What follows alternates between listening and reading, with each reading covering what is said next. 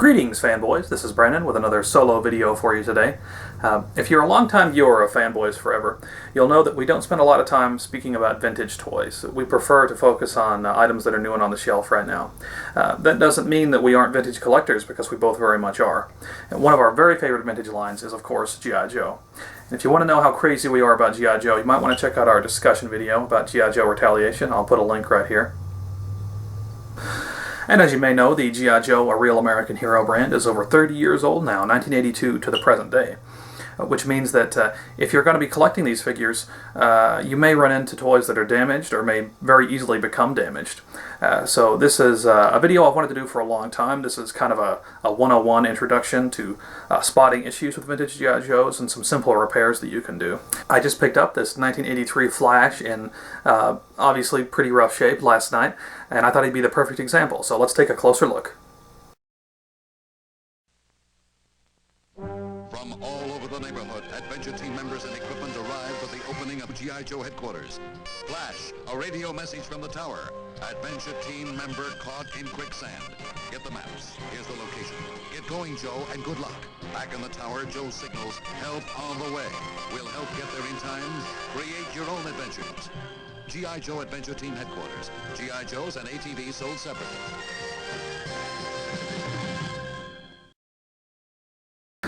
Flash has gone to pieces, and what are we to do about it? Well, this is a fairly straightforward and simple repair, actually. But before we get into putting Flash back together, I just want to give you a general overview of some of the problems to look out for when you're checking out vintage G.I. Joes. One of the biggest issues that you'll find with vintage G.I. Joes is that the middle piece of the pelvis will be broken completely off. I won't typically buy a vintage Joe if that piece is broken off, but for example here I have an Astro Viper from 1988. And I bought this in a lot, and I didn't realize it was broken, so it wasn't a great loss to me. But you can see there that the metal construction in between the legs is visible. That's because the piece in the center is broken completely off. So that's the first thing that you want to look for.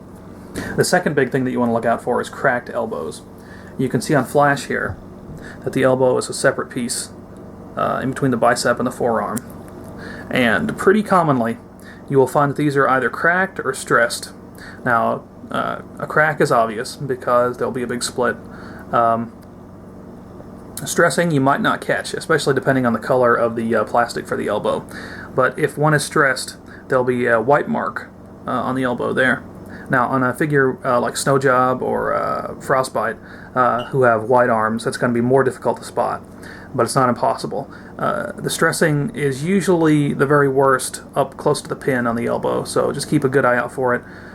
If you have a magnifying glass, that can sometimes show you subtle deviations in the color of the plastic that can give you an indication of if it's stressed. Stressing, I don't mind so much because there are some tricks to fix it. I very rarely will ever buy a Joe with cracked elbows unless I know that it's going to be a pretty simple repair.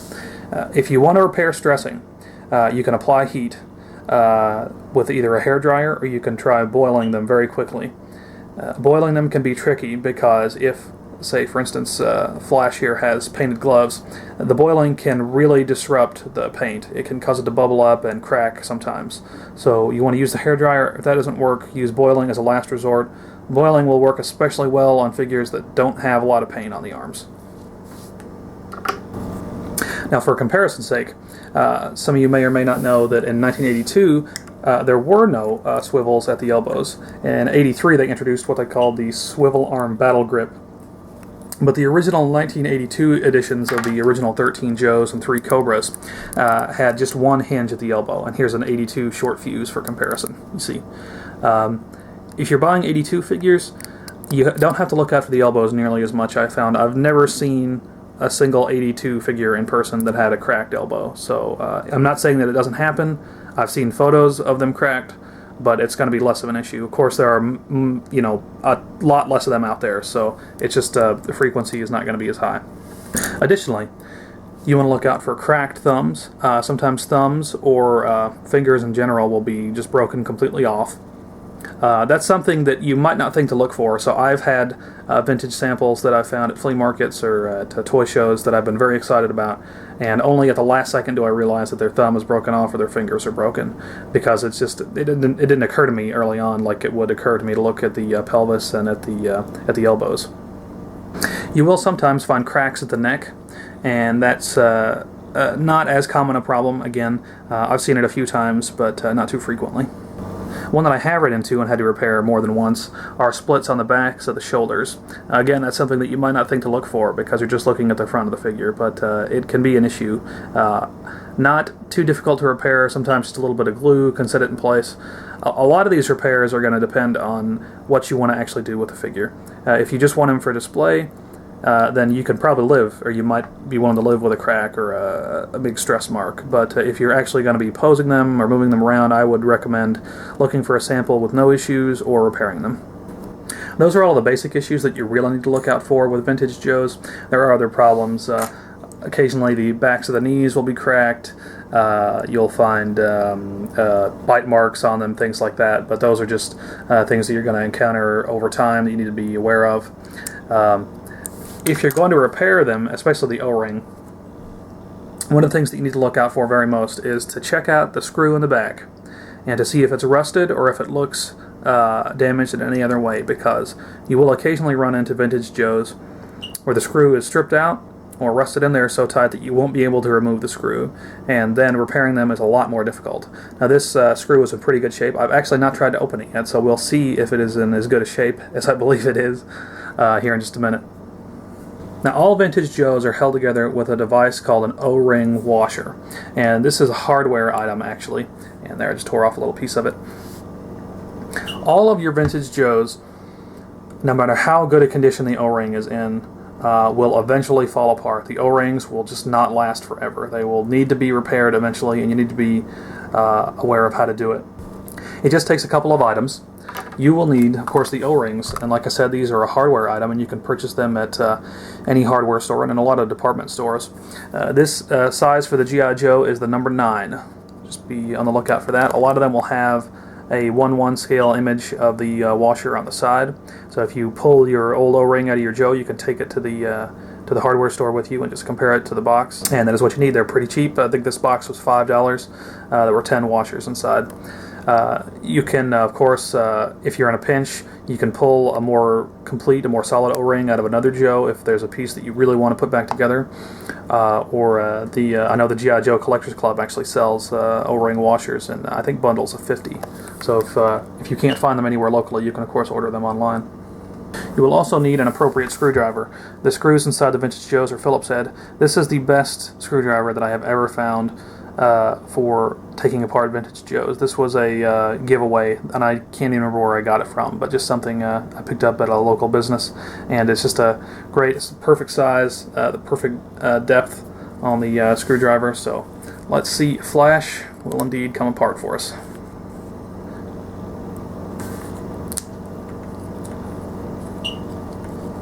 And he is unscrewing very nicely.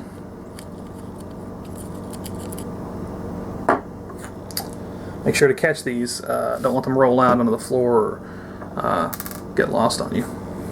Okay, and here is the inner working of a vintage G.I. Joe.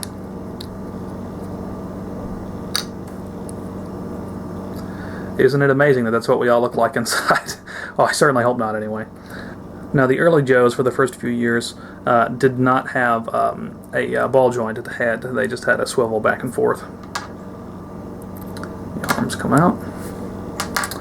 And here is the old O-ring. This has probably been in there since 1983. I can't imagine anybody has repaired it before, but you can see just how deteriorated they get over time.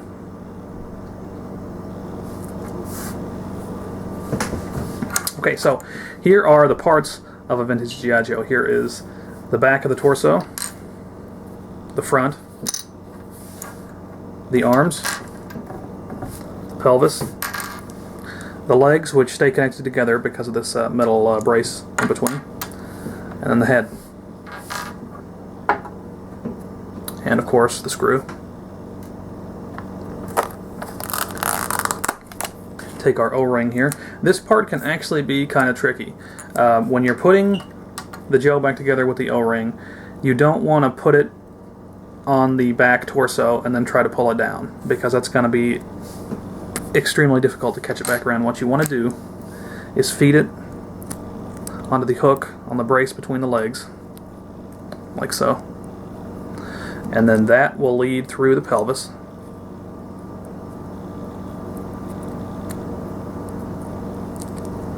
This can be kind of tricky depending on how thick the O-ring that you've got is.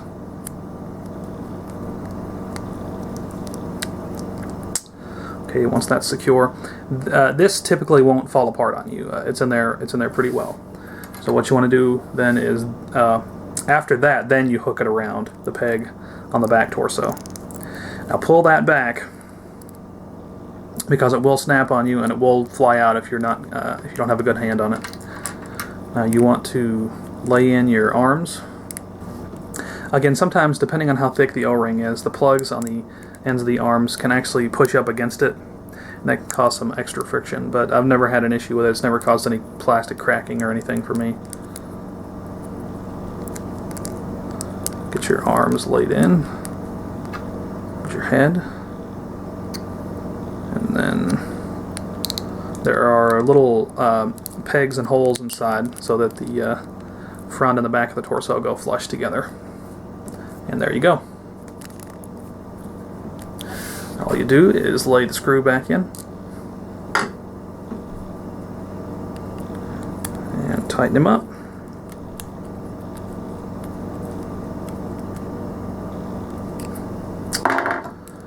And there we have Flash, good as new and ready to stand on his own again. Now this is really the most simple repair job that you can do for a vintage G.I. Joe. And again, it's not very difficult, but if you've never done it before, it can be a little bit intimidating. You don't want to damage anything. Now, when you're collecting a vintage line like G.I. Joe or Star Wars, they can get pretty expensive, especially harder to find pieces. If you get comfortable enough that you can purchase items that are damaged and repair them yourself, you can save a whole lot of money.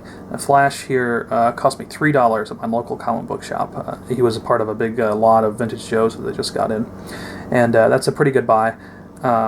Didn't have any of his accessories, but I actually have a set of Flash accessories that came in the 1997 Toys R Us Stars and Stripes Forever box set. So he'll be decked out pretty soon, and he'll be part of my original 13 group that I have on my shelf. The only other issue that you may run into is paint. I try to look for the best paint samples that I can find.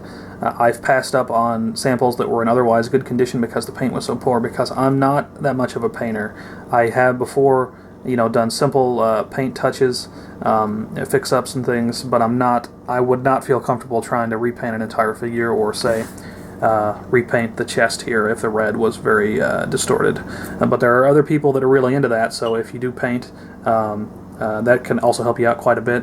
I've used everything from 50 cents a bottle acrylics up to the high-end model kit stuff, so it just depends on what you're comfortable with and the results you're looking for. Again, a lot of what you do in terms of painting or any customization is going to depend on what your intention is with the figure. Are you going to have him simply on display, or are you actually going to pose him and move him around and play with him? And a lot of these issues are going to depend on your own personal taste. If there's something wrong with a figure and it doesn't bother you at all, then by all means, it may cause more harm to try and repair it than it will to just leave it alone, so you may just want to let it be. Again, especially if you just want to let it sit on a shelf, there are things like cracked elbows that you may never even want to touch again, as long as it looks fine to you. And that is just about it. If you've got the tools and the talent, there's practically nothing that you can't accomplish when it comes to repairing vintage toys. This is the rugged new G.I. Joe adventure team. At dawn, G.I. Joe heads out across the desert in search of a mysterious missing mummy. Suddenly, an earthquake. No time to lose. Joe must get the mummy out. Can G.I. Joe win his race against time? Find out in The Secret of the Mummy's Tomb, one of the exciting G.I. Joe adventure team sets. G.I. Joe, now with lifelike hairs, from Hasbro. Well, folks, I hope you've enjoyed my quick look at caring for and repairing vintage G.I. Joes. If you're already a collector, I hope I've given you some helpful hints. And if you're not a collector, I hope I've urged you to do so. As they say, now you know, and knowing is half the battle. Until next time, this is Brandon with Fanboys Forever, signing out.